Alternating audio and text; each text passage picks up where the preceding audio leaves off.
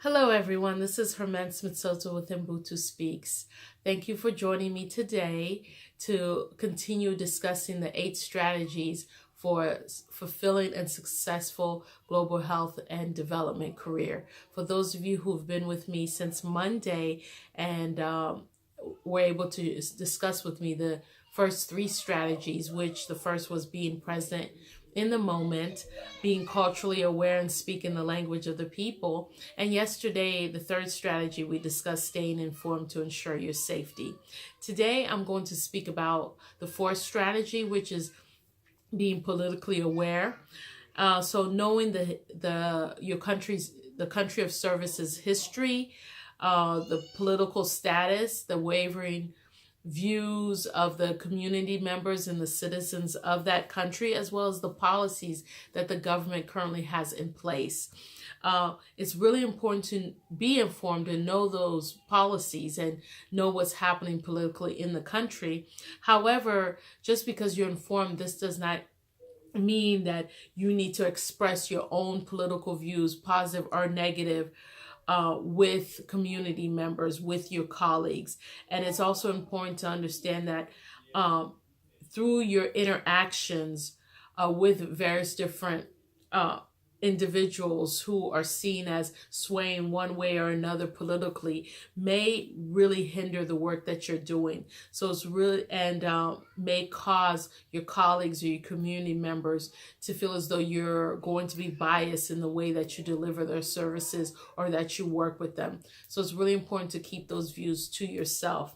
Also, I feel like it's important to understand the relationship that your country, your native country has with the country that you're now working with. Because a lot of times there are policies and there are past initiatives and programs that have taken place that not everyone viewed favorably or continues to view favorably. So it's really important to know what that relationship is. What is the partnership that your particular organization has had with the government of that country, and to really, tread lightly as to how you express your views, if you need to express them at all. And so I always, for me, it's always been important to find out a lot of the political situation prior to going to the country itself. And I know most organizations and provide country information orientation. And so, they let you know what the demographics are, what languages are spoken, what's the political history. So they provide you a lot of things. However, I still encourage people to, once they get to their country of service or where they're going to be working, to go ask their embassy if there's a security orientation course or that they can attend, where they'll be able to get additional information and current information about the political situation in the country, as well as the history, and really learn more about the varying views that are existing, that exist among the host country nationals, and how that might impact the work that you're doing, and how they will also provide you with strategies on how best to answer certain questions relating to the relationship between your country and that your country of service.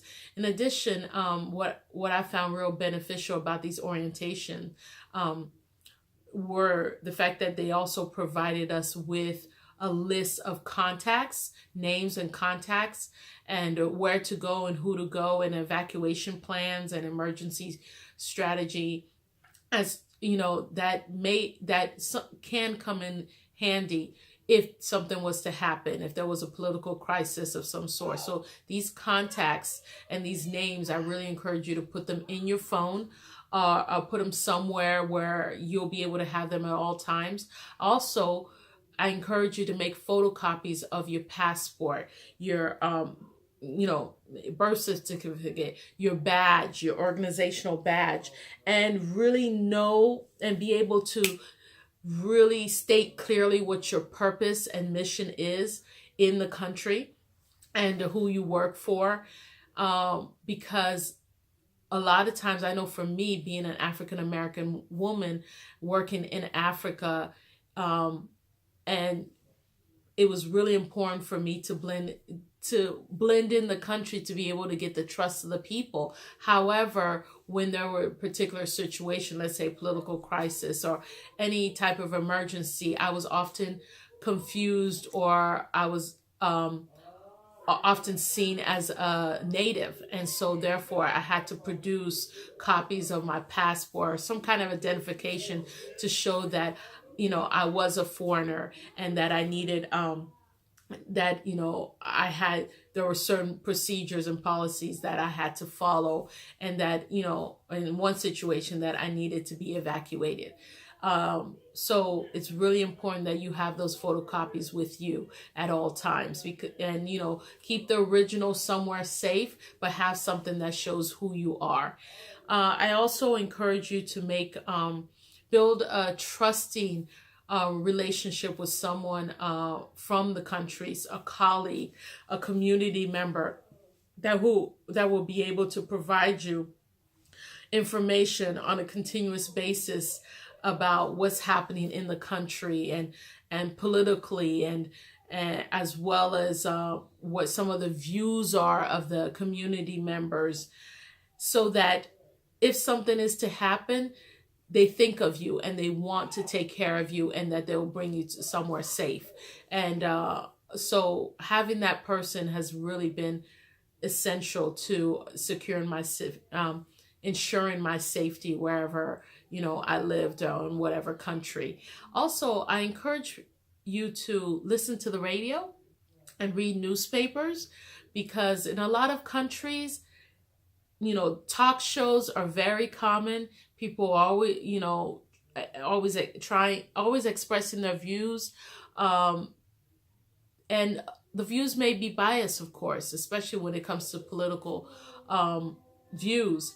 However, it'll give you an insight as to what people are talking about and what's going on in the country, and it will allow you to better understand where you stand, and if by any chance is something going to happen.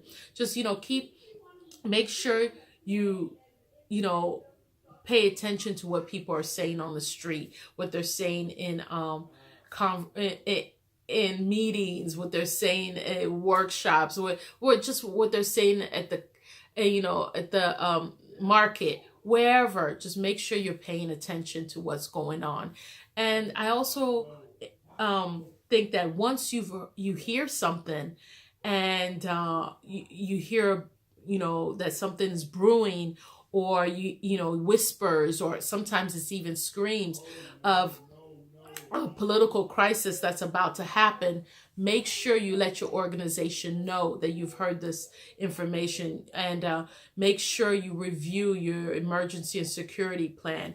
Go over with an official from the embassy or from your organization evacuation plans, and make sure that you are ready in case something is to happen, because the last thing you want to do is be caught somewhere where there's a political crisis and you can't get out. And then not only can you not get out, your organization or your country, the embassy, or no one can come to you to be able to help you.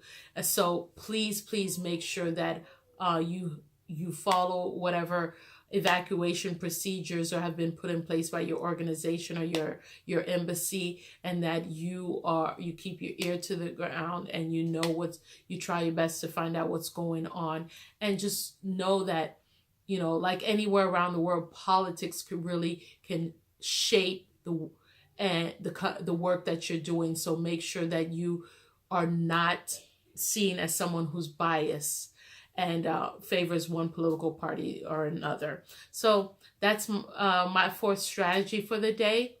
Sorry, my fourth strategy of the 8 strategies to a successful, fulfilling global health and development career. Thank you very much. I hope this helps.